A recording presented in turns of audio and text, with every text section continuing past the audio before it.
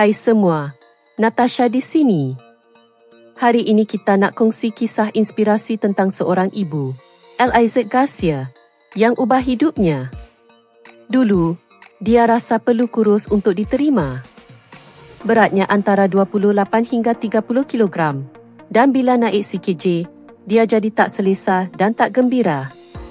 Sampai satu hari, dia sedar masalah sebenar bukan pada badan, tapi pada minda. Sejak tu, dia mula berlatih bina badan. 2 tahun kemudian, beratnya sekitar 34 hingga 36 kilogram. Tapi sekarang dia rasa lebih kuat, sihat dan paling penting, bahagia. Dia dah tak fokus pada nombor atas penimbang, dia fokus pada kesihatan dan kekuatan. Nak ikut perjalanan dia?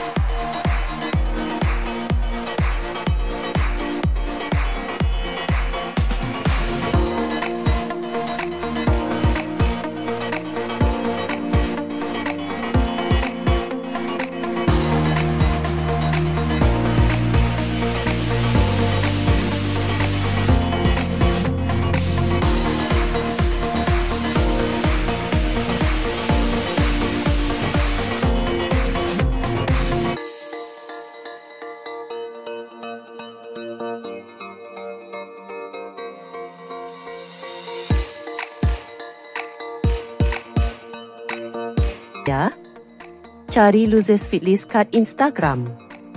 Kalau suka video ni, tekan like, subscribe dan jumpa lagi nanti.